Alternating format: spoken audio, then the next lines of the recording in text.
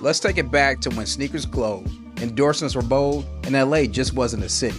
It was a lifestyle. This is Memory Lane Monday, and today we're diving into the rise and the fall of a brand that once lit up the game, literally. Founded in 1983, LA Gear came out of Los Angeles with a clear mission: make sneakers fun and make them fashion. They didn't go after athletes first. They went after the ladies, bold colors, and an unforgettable light up glow. When LA lights dropped, you weren't just walking, you were shining. But LA Gear wasn't all style and no game. They made power moves in the NBA, locking down a mailman, Karl Malone, with his own signature shoe called the Catapult. It had tech, it had flash, and it had that mailman delivering in every ad. They even had Kareem and Hakeem Olajuwon on the roster. This wasn't just a woman's brand anymore. They wanted Nike's lunch. LA Gear wasn't soft. They threw shades in commercials, they took jabs at Nike and Reebok, but they got hit with a couple of lawsuits in return. But the brand was buzzing, a real contender in the sneaker wars. Then came the fall. Too many products, too many directions. They chased everyone and they lost their real core. By the late 90s, LA Gear filed for bankruptcy. The lights, they went out. But the lights weren't completely out. Today, LA Gear survives under the Fraser Group, more nostalgic and newsworthy. But if you were in the 90s, if your kicks lit up with every step, you were definitely rocking the LA Gears. Then you already know the true legacy of a great brand. LA Gear wasn't just sneakers. It was a moment in time. Let's go back to a time when resale apps, bots, and sneaker raffles didn't exist. The 80s and early 90s, when it was really the wild wild west of streetwear. This is Memory Lane Monday, and today we're diving into a brand that was fresh, fierce, if you wanted to stand out, and stop traffic. We're talking about Troop. Founded in 1985 by brothers Teddy and Harvey Hill and their business partner William Kemp. Troop was more than a brand. It was a statement. Not only were their designs bold, but the meaning behind the name had depth. Total respect of our oppressed people. And that upward arrow on the logo, it had a meaning too. It came from a scripture, a symbol of direction, strength, and walking in God's purpose. Troop exploded onto the scene with tracksuits that made people stop and stare. And vibrant colors, leather jackets with gold accents, and sneakers. If you were rocking Troop, you were seen. Icons like LL Cool J, MC Hammer, and even Young Ice-T helped take the brand from boutique status to street legend. It was luxury streetwear before we had that phrase. In the neighborhoods across America, Troop was a badge of honor. But then came the rumor. Word spread fast. Troop was supposedly owned by the KKK. Some said the name stood for to rule over oppressed people. It definitely wasn't true. But in the pre-Google world, facts move slow. Lies move fast. And just like that, Troop collapsed. Retailers dropped it, artists distanced themselves, and it was canceled before cancel culture even had a name. Imagine building a brand for the culture, only to be torn down by the culture because of a damn rumor. That's what happened to Troop. But just like with a lot of things, the cream rises to the top. In the early 2000s, something shifted. Old school heads started pulling out vintage Troop jackets. Forums lit up. Collectors wanted the original drip. And a new generation started asking, what brand is that? Soon, Troop began releasing limited drops, retro sneakers, reimagined classics. It wasn't about chasing trends, it was about honoring legacy. Today, Troop still moves with that same energy, loud, proud, full of history.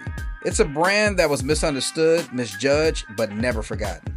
So when you see those gold letters stitched across a jacket, when someone walks by in those retro kicks and the arrows pointed up, know the real story. Respect the meaning.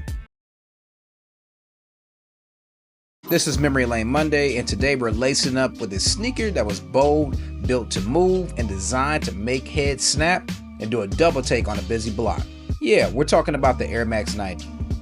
Originally released in 1990, designed by the GOAT himself, Tinker Hatfield, the Air Max 90 was all about pushing boundaries.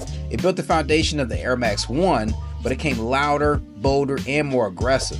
That iconic infrared colorway really stole the show. That was by design. Tinker wanted your eyes to draw down to the larger visible air unit, a sneaker made to perform, but built to turn heads. They became more than a runner. It became a streetwear essential.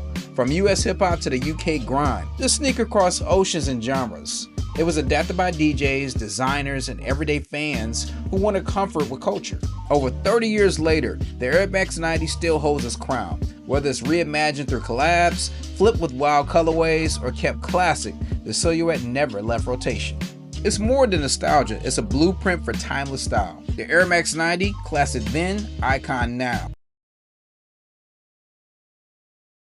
This is Memory Lane Monday, and today we're lacing up with a legend, Air Swoopes, the first woman to ever have her own signature basketball sneaker. And we're not just talking about any generic sneaker, we're talking about the Nike Air Swoopes. Back in '95, Nike knew the women's game was bubbling. 21% of their revenue was coming from women's footwear. But in a sport where women were still rocking men's shoes, Nike flipped the script. Their answer? Air Swoopes. A baller many compared to Michael Jordan the Great. The Air Swoopes was released October 1st, 1995. The swoops featured a sleek, low-cut design for quick movement, a Velcro strap for support, all tailor-made for a woman's style. The swoops were designed by Myrnie Gerber. Gerber took no details for granted. She even designed the letters SS on the bottom sole for Cheryl's initials. So when swoops took flight, you knew she was scoring on you. Gerber also thought about what women may struggle with when putting on the sneakers. She added a strap to help protect women's fingernails when they were pulling the sneakers on. I think we'll all agree, sneakers look better when you're on the court getting buckets.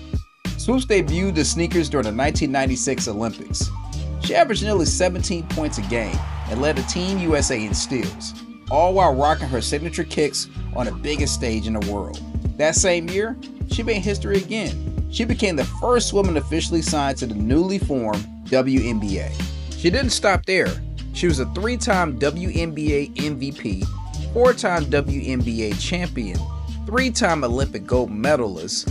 In 2002, she won both MVP and Defensive Player all in the same year, locking down on defense and getting buckets. So before there was a Caitlin, Sabrina, or Aja, there was Air Swoopes.